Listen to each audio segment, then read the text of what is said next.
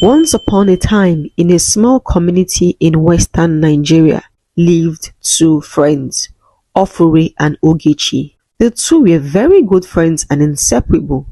They attended the same primary school, secondary school, and even the same tertiary institution.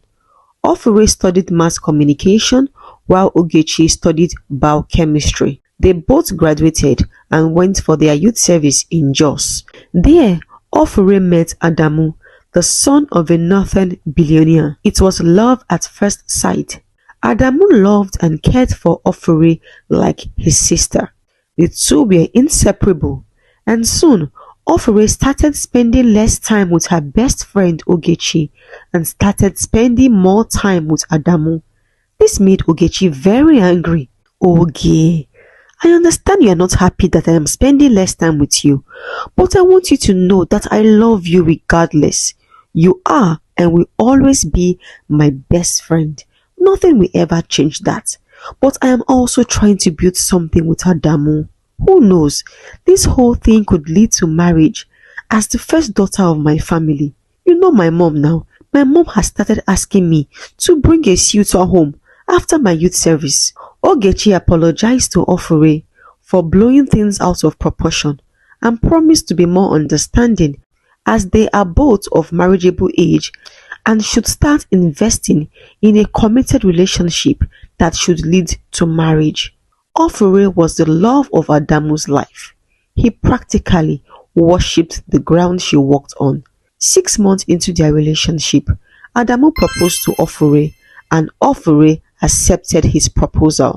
It was a dream come true for Ofure. She called her friend Ogechi and narrated the news to her. Ogechi screamed in joy, but she was also surprised. She knew Adamu loved Ofure, but she was confident that being a northerner, Adamu would rather marry someone from the north. She did not expect a billionaire family to accept a low life like Ofure. She ended the call and began to think deeply. Are you sure his family will accept you? Ogechi asked Ofure. Ofure was still gushing over her engagement ring. She didn't hear Ogechi's question. Ogechi asked again.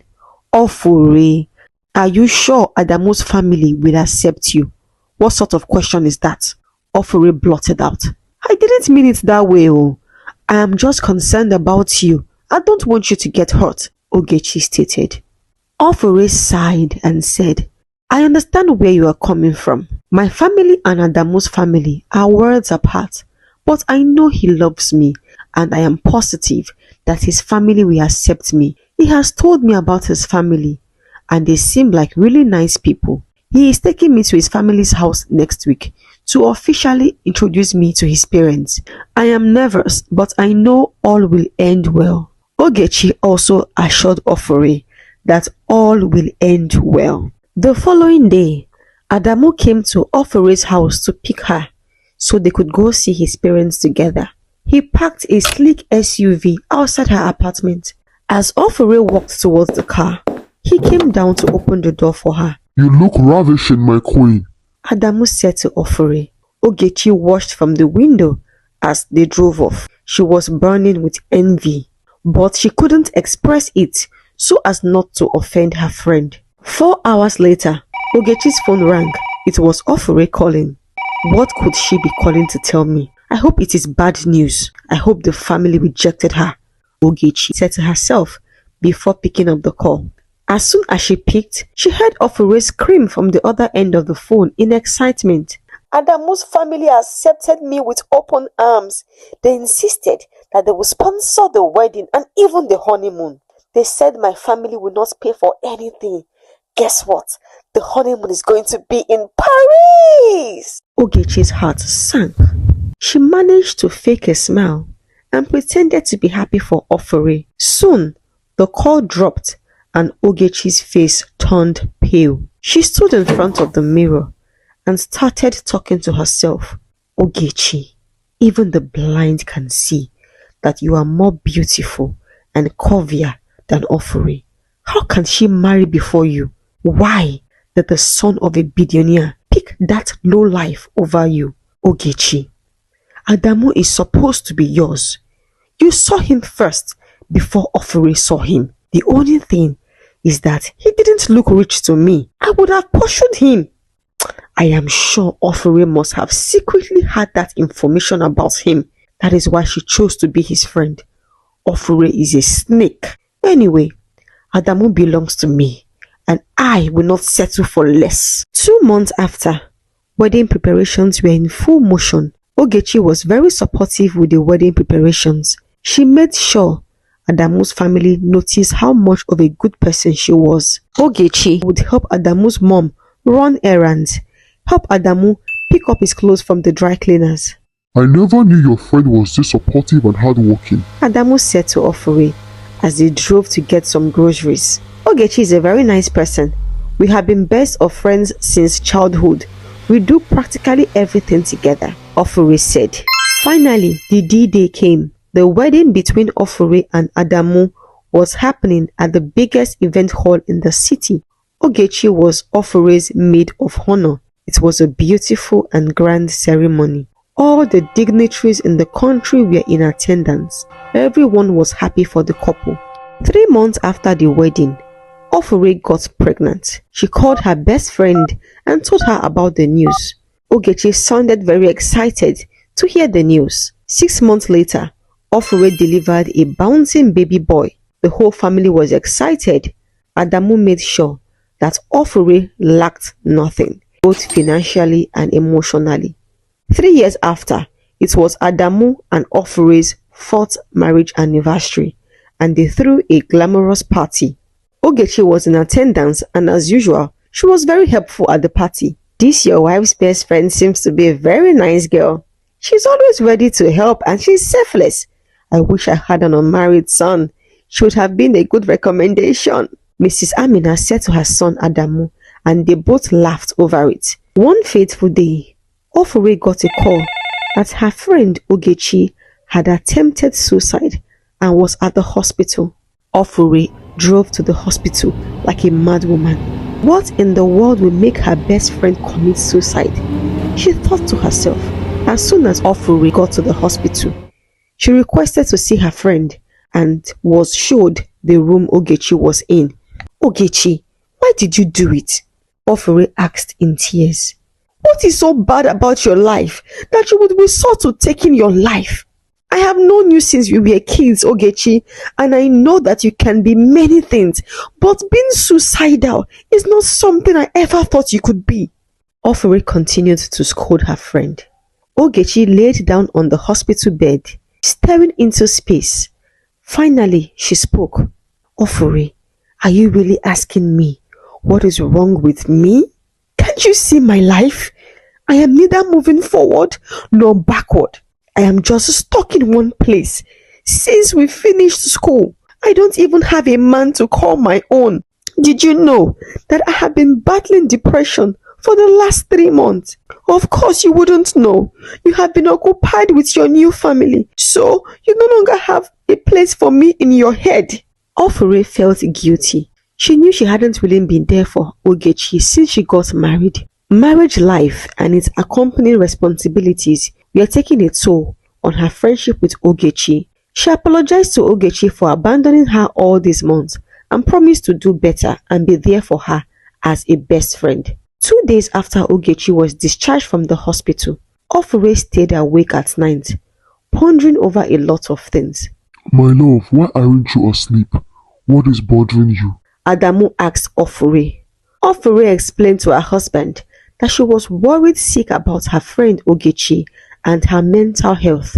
She feared that Ogechi might slip into depression again and end up taking her life. She didn't want to lose her friend. Adamu consoled his wife and assured her that all will be well. He promised her that they will always check up on Ogechi regularly to ensure that all is well. Babe, can I ask you a favor? Ofure asked. Sure, you can ask me anything. Adamu replied. Please, can I bring my friend Ogechi to live with us for a while? I will be more at peace if I can see her face to face daily. At least I will know when something is wrong. That is not possible. Adamu cut Ofure short. Your friend cannot live with us. I have heard stories like this and it never ends well. Ofure, I know without a doubt that you love your friend and you have her best interests at heart, but don't you think that bringing your friend to come live with us is a bit too extreme? Ofure begged Adamu to be more understanding, but Adamu wasn't having it. He stormed out of their bedroom in anger and went to sleep in the living room. 3 days later, Ofure started giving Adamu an attitude. She would sit by herself all day without talking to her husband. My love, how long are you going to keep ignoring me? Okay, there is no problem. I will allow your friend come live with us, but only for a short while. I just want you to be happy. Ofure's eyes lit up in excitement. She thanked Adamu for his kind consideration. Then she proceeded to invite Ogechi to come live with them. Ogechi moved into her friend's home 2 days later, and she was given the guest room to stay for the time being. Ogechi coordinated herself well in the house, and soon Adamu began to enjoy her company. Sometimes, when Adamu worked from home and Ofure was not around, Ogechi would serve Adamu a cold glass of juice or even make him lunch. 3 months after Ogechi moved into Adamu's home, Ofure started falling sick consistently. It was from one sickness to another. Ofure began to grow lean. Even the doctors could not diagnose what really was wrong with Ofure. Adamu kept on spending money on treatment, but there was no improvement. One day, Ogechi felt that she had stayed long enough in her friend's home and it was time to leave. But Adamu begged her to please continue staying, as she is the only one he trusts to be able to take care of Ofure in his absence. Ofure agreed to stay back. Prince was a very intelligent 5-year-old. One day, Prince asked Ogechi, "Why did my mom start falling sick after you came to live with us?" Ogechi dismissed the little boy and went about her business in the house. After 6 months of illness without cure, Ofure finally gave up the fight. It was a devastating period for Adamu. He had just lost the love of his life and was left with a little boy to take care of. Adamu's world came crumbling in front of him. Ogechi was devastated, but somehow found the strength to console Adamu. She would serve Adamu food and encourage him to eat. She would bathe and feed Prince. She took care of Prince like her own son. 3 weeks after the burial, Ogechi thought it was finally time to leave as her friend is no more. "Adamu, I think the time has come for me to finally take my leave. My best friend Ofure is no more, so I have no business being in this house." Adamu begged her to stay back for the sake of Prince. He can't trust a nanny to take care of his child, especially now that he is still very young. Ogechi refused to stay. Adamu had to call his mom to intervene. "My daughter, you were like a sister to your late friend, and I can understand how painful it is. But for the sake of the child she had left behind, please stay a little more while until things stabilizes a bit. I am not in the country. I would have asked that he be brought to my place," Mrs. Amina said to Ogechi. Ogechi finally agreed to stay back. Adamu felt so much relief. Days turned into weeks and weeks into months, and Ogechi continued to live in that house. Somehow, Adamu began to have a likeness for Ogechi. She was just too perfect. She knew the right things to say or do in any given circumstance. One fateful night, while Adamu was asleep, he heard a knock on the door of his bedroom. Who is that?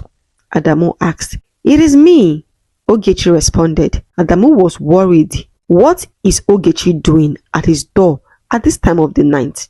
Adamu opened the door, and there Ogechi was standing in a very provocative nightwear. Ogechi claimed she was having nightmares. Adamu invited her into the room. One thing led to another, and Adamu and Ogechi made love. It was an act Adamu immediately regretted. He thought about the kind of man Ofure would think he is. Sleeping with Ofure's best friend was something he never thought he could stoop so low to do. Ogechi tried to console him, making him understand that what happened between them was completely normal. Soon, Ogechi moved from the guest room to the master's bedroom, and she and Adamu started a full-blown affair. She became the madam of the house. Adamu made their affair official and informed his parents that he was going to marry Ogechi. Even though the society would frown at his actions, his parents believed that Ogechi was the best fit for him, as they had known her for a very long time, and she is also the best person to take good care of Prince. Mrs. Amina was of the opinion that Ofure would have wanted the same thing. Wedding preparations started, although the family agreed that because of the circumstances of their relationship, the wedding ceremony would not be too glamorous. Adamu traveled for a business trip and was to be back in a month to officially kickstart the wedding preparations, leaving Prince and Ogechi at home. One fateful morning, Ogechi stormed Prince's room and called out his name to wake up. Prince was still fast asleep, which made Ogechi very angry. She went close to him and dragged him from the bed to the floor. Prince woke up crying and Ogechi gave him a dirty slap. "Will you keep quiet, you cursed child? Do you think that I will pamper you the way your miserable mother pampered you? Now get up and go do the dishes before I lose my temper. You good for nothing. You think you're a prince in this house? I am the queen of this house, so I give the orders here." Prince has never washed plates in his life. He went into the kitchen, saw the huge pile of plates, and he was confused as to what to do. He decided to start washing the plates when he realized that his father is not around to save him. After washing the plates to the best of his ability, he went to meet Ogechi to tell her that he is hungry. Ogechi stared at him for a while, then told him that he will not eat until it is 3 p.m. as there is no food in the house, so they have to manage what is available till his father comes back. Prince broke down in tears. He missed his mother so much. Prince had to go back to his room on empty stomach while he waited till 3 p.m. Once it was 2 p.m., Ogechi screamed Prince's name and he ran out of the room in shock. "Why did you not mop the kitchen floor when you were done washing the plates?" Prince looked confused. He didn't even know he was supposed to mop the kitchen floor when he was done doing the dishes. Prince begged Ogechi to give him some food as it was almost 3 p.m. He promised to mop the kitchen floor later on. Ogechi laughed hysterically. "You must be delusional. Every action has its own consequences, little one. Didn't your mother teach you that? I guess not. You have disobeyed my instructions by leaving the kitchen floor dirty, and as a result of your disobedience, you will not eat till 9 p.m.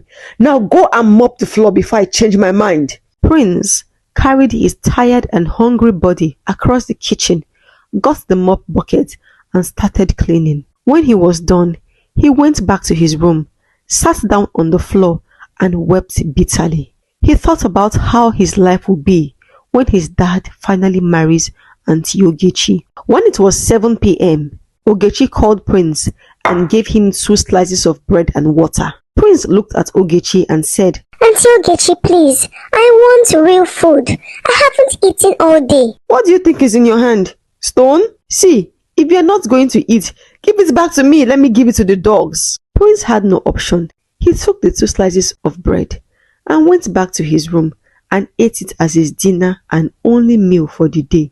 "My love, I have missed you so much," Ogechi said to Adamu over the phone. Adamu informed Ogechi that he will be back from his business trip in a week's time, which was much earlier than he had planned. This made Ogechi very worried. Prince had grown really lean and sickly because of the starvation and maltreatment Ogechi has been meting out on him. She needed to do something urgently. If Adamu comes back and sees his son in this state, he may decide not to marry her again. "Prince, my boy, come and eat," Ogechi said to Prince the next morning as she served him a big bowl of hot jollof rice and turkey. Prince was surprised and scared at the same time. He didn't know whether Ogechi wanted to finally finish him off before his father comes back home. So he told Ogechi he wasn't hungry. This made Ogechi very angry, but she managed to hide her emotions and faked a smile. She apologized to Prince and begged him to eat, But Prince wouldn't budge. Ogechi let the child be and drove out of the house. "Hello pharmacist, my 6-year-old son has a very poor appetite. I need something that will make him eat," Ogechi said to the pharmacist. "Not a problem, ma. We have something for your son to boost his appetite.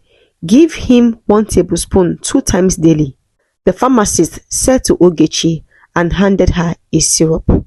Ogechi thanked him and left. On getting home, Ogechi emptied half bottle of the syrup into Prince's favorite juice he had kept in the fridge. She also left the plate of rice she had earlier offered him on the table as well.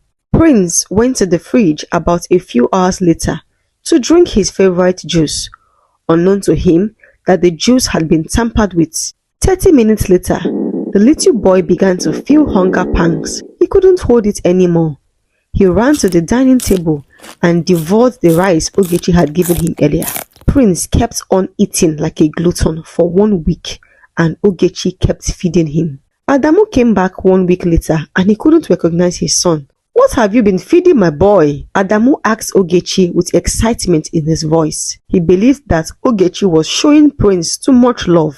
He felt so much peace in his heart, knowing that he made the right decision to marry Ogechi, at least for the sake of his son. The little boy finally understood the game Ogechi was playing. How can he tell his father that Ogechi had been maltreating him with his new body weight? Nobody would believe him. Prince knew that if his father ends up marrying Ogechi, he'll be making the biggest mistake of his life. "Daddy, please buy me a tab. All my friends in school have one," Prince said to his father as he prepared for work. "I'll tell Auntie Ogechi to get one for you." Adamu responded. Prince burst into tears and immediately said he wanted to see his mother, Ofure. Adamu was broken inside. He hated to see his son like that. He then promised to buy him the tab on his way back from work if he stopped crying. 3 weeks to the wedding, Adamu had to quickly travel for a few days for a business transaction. As soon as he left the house, Ogechi resumed Prince's maltreatment. She forced him to wash the floor, wash his clothes, and only gave him 2 slices of bread. One evening, Prince walked up to Ogechi while she was in the living room and stood in front of her.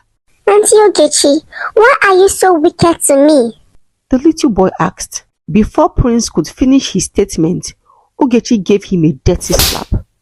"You good-for-nothing son of a harlot. How dare you stand in front of me and question me? Are you crazy? Is it because I spared your life? I could have sent you two to the great beyond just like your mother. Have you ever wondered how your miserable mother died? I will tell you. Listen attentively, because after what I'm about to tell you, you will begin to fear me. I was slowly poisoning your mother for months with a type of poison that cannot be traced in the body. I was responsible for her unending illness. She took what belonged to me. I am the one that is supposed to be married to Adamu, not her. And I had to take what rightfully belongs to me. I moved into this house with a goal, and my goal was never to leave. My goal was to take charge of this house, and I got what I wanted. So if you dare stand in my way, I will crush your bones and feed it to the dogs." Prince stood there in shock. He couldn't move his legs. He almost collapsed after the revelation he just heard, but he had to be strong. He had to be strong for his late mother. When his father came back from his trip, he didn't tell his father about the new information he had learned. Ogechi knew he wouldn't dare, not after knowing what she is capable of.